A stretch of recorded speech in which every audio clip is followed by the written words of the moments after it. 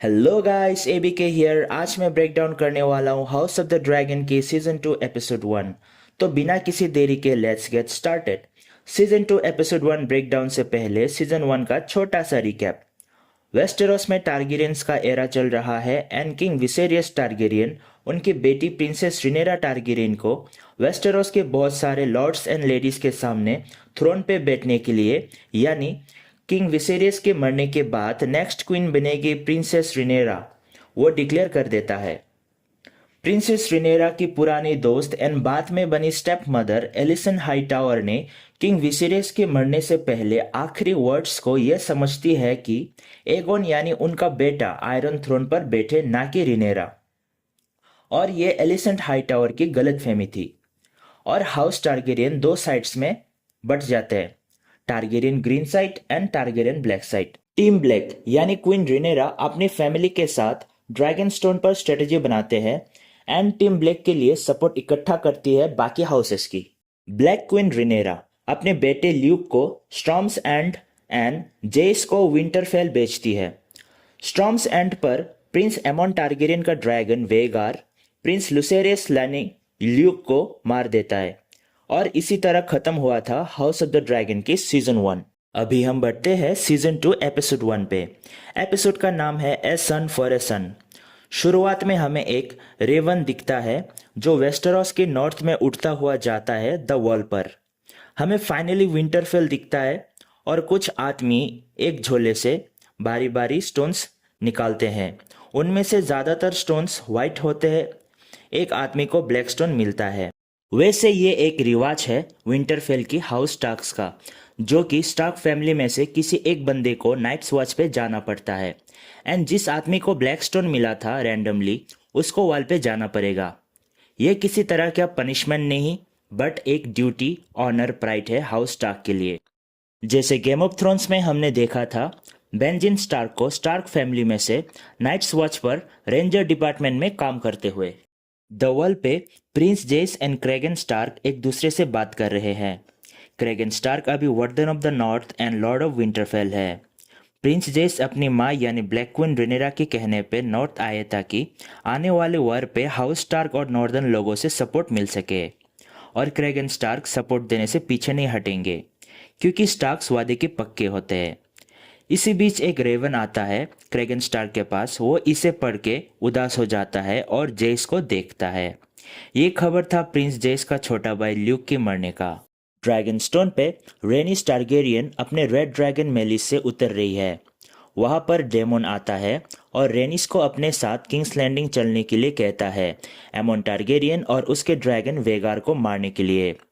रेनिस demon को मना कर देती है और कहती है वो और उसके ड्रैगन मेलिस दोनों ही थके हुए हैं क्योंकि वो अकेले ही अपने ड्रैगन के साथ पेट्रोलिंग करके आई है। रेनिस पूछती है क्या डेमोन की प्लान के बारे में क्वीन रिनेरा को पता भी है। रिनेरा अपने बेटे ल्यूक की मौत के बाद गायब है और काफ़ी उदास भी है। डेमन अब तक चिढ़ा हुआ है और रेनिस को कहता है तुम्हारे पास मौका था एगोन को मारने का, ना ही एगोन जिंदा रहते ना ही ल्यूक को मरना पड़ता। डीमन रेनिस को कमांड देता है और रेनिस कहती है तुम मेरी किंग नहीं हो और वहां से चली जाती है। रिनेरा स्ट्रोम्स एंड में शिप ब्रेकर बे के किनारे पर है। उसका बेटा ल्यूक मरने से पहले यहीं से अपने ड्रैगन के साथ उड़कर गया था। वो अपने बेटे ल्यूक और उसके ड्रैगन से जुड़े सबूत ढूंढ रही है। रिनेरा अपने ड्रैगन साइरेक्स के साथ किनारे पर जाती है। उन्हें देखकर वहां के लोग इधर उधर भागने लगते हैं। किनारे पे ब्लू ड्रैगन विंग और खून लगा हुआ उनका बेटा ल्यूक का कपड़ा मिलता है। हमें नेक्स्ट सीन पर कॉर्लिस द सी स्नैक दिखता है। उनकी शिप का मरम्मत चल रहा है। एलन कॉर्लिस को कहता है उनकी शिप ठीक होने में अभी टाइम लगेगा। एलन वही शख्स है जिसने कॉर्लिस का जान बचाया था। एलन कॉर्लिस को डैगर देके कहता है ये उनके पोते ल्यूक के लिए बनवाया था।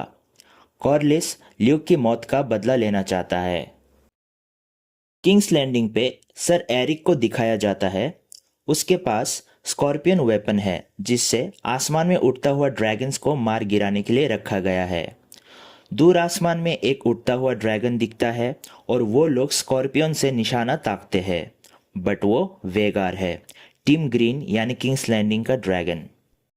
नेक्स्ट सीन पे हमें किंग एगन द सेकंड को दिखाया जाता है। वो अपने बेटे जहरिस को ढूंढ रहा है। जहरिस को अपने साथ स्मॉल काउंसिल मीटिंग पे ले जाना चाहते हैं क्योंकि एक दिन वो भी राजा बनेगा।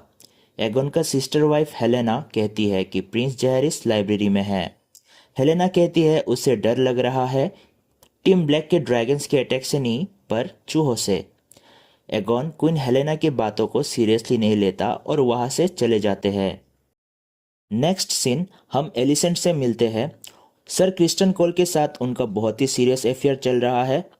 वो क्रिस्टन कोल के कंधे पर व्हाइट क्लोक लगाते हैं और काउंसिल मीटिंग के लिए रेडी होती है।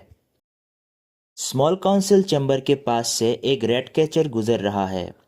एलिसेंट और क्रिस्टन कोल को एक साथ टफ लुक देते हुए ओटो हाईटावर। शायद उनको अपने बेटी एलिसेंट और क्रिस्टन कोल के अफेयर के बारे में पता है। स्मॉल काउंसिल मीटिंग पे टीम ग्रीन अपने स्ट्रेटजीज के बारे में डिस्कस करते हैं। ऑटो हाईटावर कहता है वेल और नॉर्थ में से कोई रिप्लाई नहीं आया अभी तक वार अलायंसेस के बारे में। एलिसन पूछती है कि क्या रेनेरा का कोई जवाब आया। इसका मतलब रेनेरा टीम ग्रीन की लेटर्स का इग्नोर कर रही है और वार होना तय है।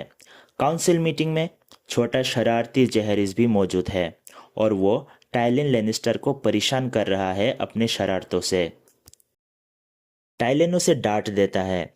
किंग एगोन पूछता है कि क्या ये कोई प्रॉब्लम है और कहता है कि शायद प्रिंस जहरिस को घोड़सवार करनी है। डेट मीन्स टाइलिन को प्रिंस जहरिस के लिए घोड़ा बनना होगा। ना चाहते हुए भी अपने किंग को मना नहीं कर सकते और टाइलिन घोड़ा बनने को रेडी हो गया था। बट एलिसन उसे बचाते हैं ये कहकर कि इन सब के लिए अभी हमारे पास टाइम नहीं है और वार शुरू होने वाला है, बहुत सारे इंपॉर्टेंट काम बाकी है। इसके बाद प्रिंस जहरिस को काउंसिल से बाहर ले जाया जाता है। किंग एगन अपने भाई एमंड को काउंसिल पर बुलाता है और एमंड कहता है कि उन्हें हैरन हॉल पर कब्जा करना चाहिए। वो अपने ड्रैगन वेगार को लेके हैरन हॉल पर कब्जा करना चाहता है। वो कहता है वेगार अपने किसी भी दुश्मन को जलाकर राख कर देगा। अगर कोई भी लॉर्ड्स उसके सामने घुटने नहीं टेके तो वो उसको जला देगा। प्रिंस एमंड अपने ड्रैगन वेगार पे काफ़ी घमंड है। एलिसन कहती है कि टीम ब्लैक्स के पास भी ड्रैगन्स है। वेगार और एमंड को किंग्स लैंडिंग पर रहना चाहिए। अगर वो हैरन हॉल चले जाते हैं तो टीम ब्लैक्स कभी भी यहाँ पर अटैक करने को आ सकता है। खास करके ल्यूक के मरने के बाद अभी हालात कुछ ऐसा ही है। ये कहकर एलिसेंट एमंड को घूरकर देखती है। लेरी स्ट्रॉन्ग मीटिंग के बाहर एलिसेंट का वेट कर रहा है। वो कहता है मीटिंग से पहले एलिसेंट से मिलना चाहता था बट वो बिजी थे इसलिए मिल नहीं पाए। लॉर्ड लेरिस को भी एलिसेंट और क्रिस्टन कोल के अफेयर के बारे में पता है। लेरिस कहता है उसने एलिसेंट का पूरा स्टाफ रिप्लेस कर दिया क्योंकि उनमें से बहुत सारे जासूस भी थे जिसको लेरिस ने मरवा दिया। ये बात सुन के एलिसेंट ज़्यादा खुश नहीं है क्योंकि उनको लेरिस के ऊपर ज़्यादा भरोसा नहीं है। नहाते वक्त एलिसन अपने मेट्स को वहाँ से हटा देती है। किंग एगन द सेकंड अपने थ्रोन यानी सिंहासन पर बैठा हुआ है और उनके सामने एक के बाद एक एप्लीकेंट्स आता है अपने अपने प्रॉब्लम्स और कंप्लेंट्स लेके। पहला एप्लीकेंट सामने आता है। वो कहता है उसे थ्रोन को यानी सरकार को अपना 10% शिप्स यानी भेड़े देने में प्रॉब्लम हो रहा है। एगन यहाँ पर अच्छा बनने की इमेज रखते हुए कहता है कि उसका 10% शिप्स लौटा दिया जाए। ऑटो हाईटावर जो कि हैंड ऑफ द किंग है उनको ये डिसीजन पसंद नहीं आता और एगन को याद दिलाता है कि अगर उसका शिप लौटा दिया जाएगा तो बाकी लोगों को भी लौटाना पड़ेगा और ड्रैगन्स को खिलाने के लिए खाना नहीं बचेगा। एगन ना चाहते हुए भी अपना फैसला वापस ले लेता है। दूसरा एप्लीकेंट आता है, कहता है टीम ब्लैक्स सी रूट ब्लॉक करने के कारण उनको सफिशिएंट सॉल्ट नहीं मिल रहा। एगन कहता है वो जल्दी उस सी ब्लॉक को राख में मिला देगा। नेक्स्ट एक लोहार आता है और कहता है वार की वेपन्स बनाने के लिए क्या उनको एडवांस फाइनेंशियल हेल्प मिलेगा। एगन एग्री करता है बट ऑटो हाईटावर इस डिसीजन से खुश नहीं है। थ्रोन रूम के बाहर लॉर्ड लेरिस एगन का वेट कर रहा था। वो एगन की तारीफ करता है अपने लोगों की शिकायतों का अच्छा डिसीजन लेने के लिए और कहता है एगन को अपने पिता किंग विसेरियस के तरह नहीं होना चाहिए क्योंकि किंग विसेरियस अपने decisions hand of the king यानी ऑटो हाईटावर के बातों में लेते थे।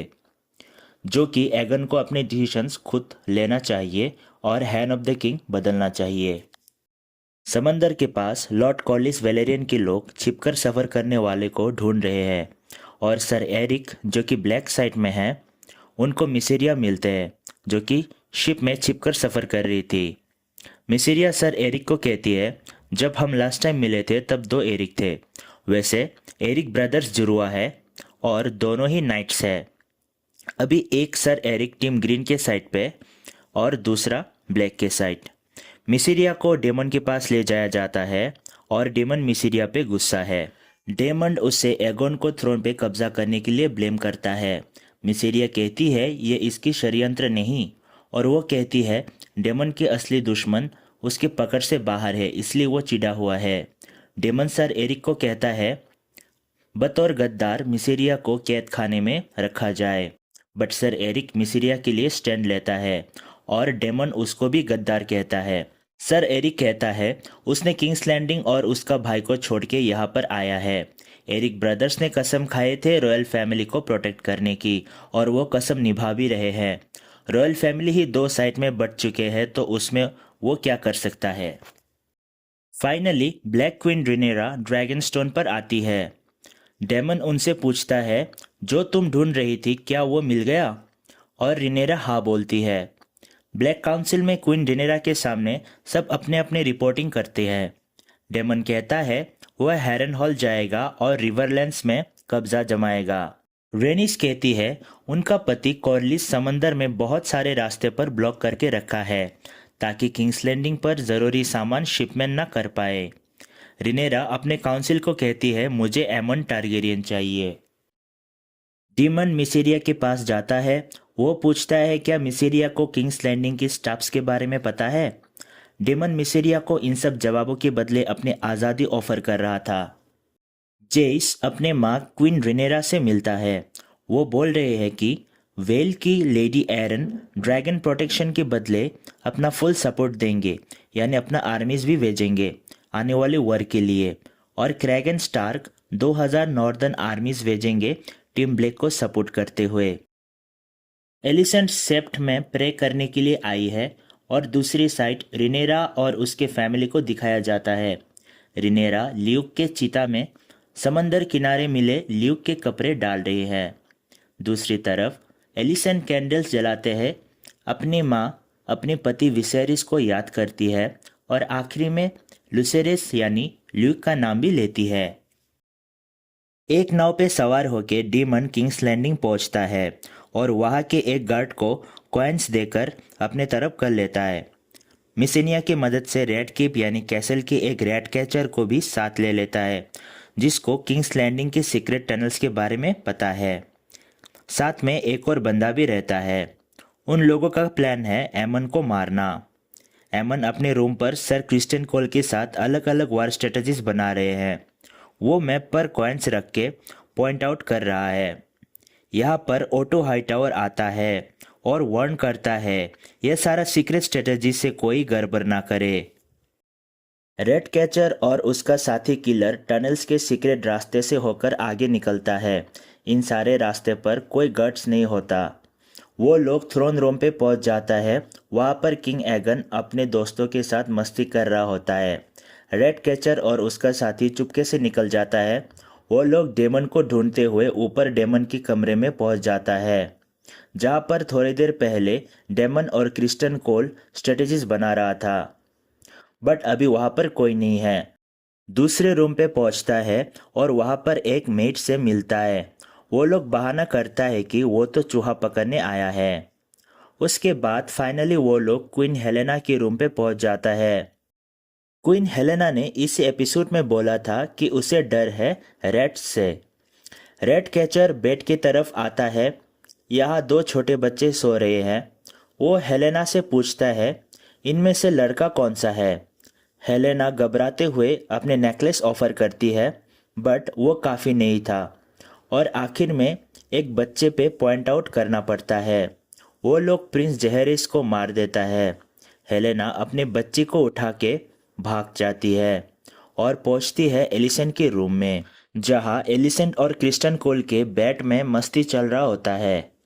हेलेना बहुत ही डरी हुई है, अपनी बच्ची को सीने से लगाते हुए कहती है उन्होंने बच्चे को मार डाला।